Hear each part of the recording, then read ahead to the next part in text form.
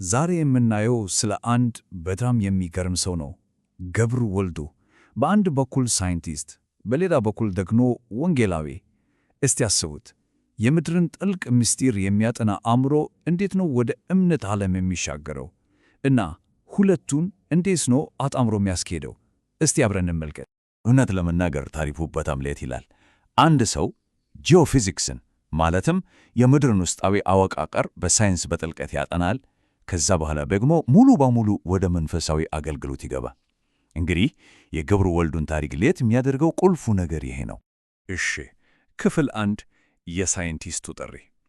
ታዲያ ይህ አስገራሚ ጉዞ ከየት ተጀመረ? የኋላ ታሪካቸውን መመልከት ለቀጣይ ሥራዎቻቸው እንዴት መሠረት እንደጣለ ለመረዳት በጣም ነው የሚረዳን። እንግዲህ ገብሩ ወልዱ የጉዞው መነሻ አዲስ አበባ ዩኒቨርሲቲ ነው። እዛም ጂኦፊዚክስን ነው የተማረው።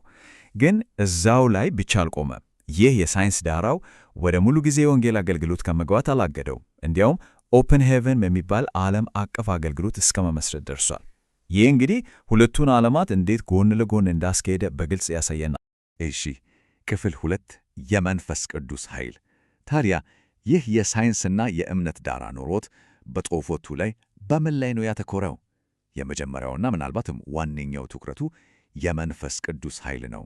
በዚህ ርዕሰ ጉዳይ ላይ 2 ቁልፍ መጻሕፍት አሉት። በተለይ ደግሞ በ2004 ያሳተመው የመንፈስ ቅዱስ ስጦታዎችና እንዴት እንደምንጠቀምባቸው የተሰኘው መጽሐፍ ከሥራዎቹ ሁሉ በጣም ጎልቶ የሚታወቅ ነው ማለት ይቻላል።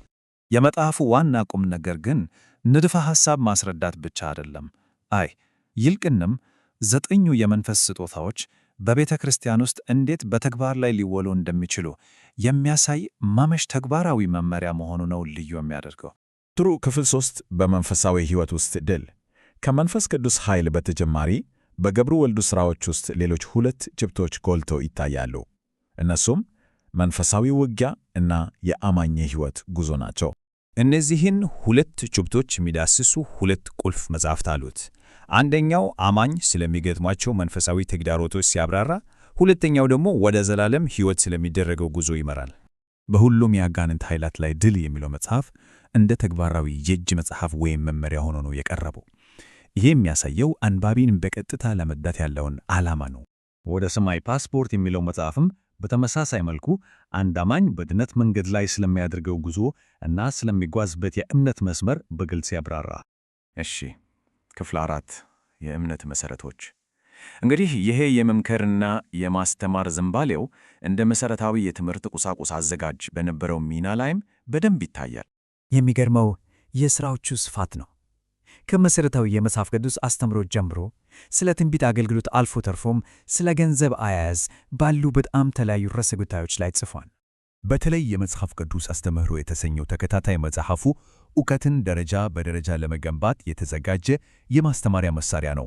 አንዱን ከሌላው ያስከተለ የእምነትን መሠረቶች ያስተምራል። እንግዲህ የመጨረሻው ክፍል በጽሑፍ የቀረ አሻራ። ይህን ሁሉ ስናይ በቃ እንደ ጸሐፊና አገልጋይ ያስቀመጠው አሻራ ምንድን ነው? በአጠቃላይ ስናየው የገብሩ ወልዱ ሥራዎች 2 ዋና ዋና ዓላማዎችን ያገለግላሉ። በአንድ በኩል ለግል እምነት እድገት መመሪያ ይሆናሉ፣ በሌላ በኩል ደግሞ ለአገልግሎት ጠንካራ መሠረት የሚጥሉ ማስተማሪያዎች ናቸው። እና ይሄ ሁሉ ወደ መነሻው ጥያቄያችን ይመልሰናል። የሳይንቲስት አእምሮ የእምነትን ምስጢሮች እንዴት ሊቀርብ ይችላል? ምናልባት የገብሩ ወልዱ ሕይወትና ሥራ ለዚህ ጥያቄ ትልቁ መልስ ሊሆን ይችላል።